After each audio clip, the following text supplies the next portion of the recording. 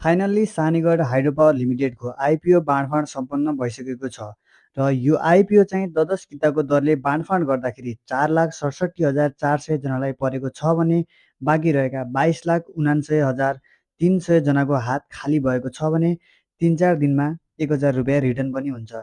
So हजुरहरू 4,47,400 भित्र पर्नुभयो कि भएन, अर्थात् हजुरहरूलाई आइपिओ पर्यो कि परेन चेक गर्नको लागि चाहिँ हजुरहरूले आफ्नो मोबाइलमा रहेको कुनै पनि ब्राउजर गुगल क्रोम कुनै पनि ब्राउजर ओपन गर्नुहोला र माथि सर्च बारमा तपाईँले IPO result dot CDSC dot com dot NP यसरी टाइप गरेर सर्च गर्नुहोला र त्यहाँनिर रिजल्ट हेर्ने पेज ओपन हुनेछ। यो अहिले चाहिँ भर्खरै बाँडफाँड भएका कारणले रिजल्ट अपडेट भइसकेको छैन। यो वेबसाइटमा अपडेट हुनका लागि 1 घन्टा 2 घन्टा जति टाइम लाग्नेछ र अपडेट भएपछि यहाँ माथि कम्पनीको नाम सानीगढ हाइड्रो पावर लिमिटेड भनेर आफै अपडेट हुनेछ। अहिले कलङ्गा हाइड्रो पावर लिमिटेड जुन ठाउँमा आएको छ त्यो ठाउँमा चाहिँ सानीगढ हाइड्रो पावर लिमिटेड भनेर अटोमेटिकै सिलेक्ट हुनेछ र त्यसपछि आफ्नो बिओआइडी नम्बर तल टाइप गर्नुहोला र त्यसको तल क्याप्चा टाइप गर्नुहोला सेम टु सेम। त्यो टाइप गरिसकेपछि भ्यू रिजल्टमा क्लिक गर्नुहोला।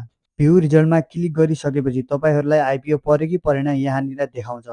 पर्यो भने ग्रिन टेक्स्टमा कङ्ग्रेचुलेसन एलोटेड क्वान्टिटी 10 किता भनेर देखाउँछ। यदि परेन भने रेड टेक्स्टमा sorry not allotted for the enter BOID number भनेर देखाउँछ। सो हजुरहरूलाई आइपिओको रिजल्ट चेक गरिसकेपछि हजुरहरूलाई आइपिओ पर्यो कि परेन त कमेन्ट गर्नुहोला र यस्तै खाली आइपिओ एफपिओ सेयर बजार रिलेटेड भिडियोहरूका लागि च्यानललाई सब्सक्राइब गर्नुहोला। Thank you.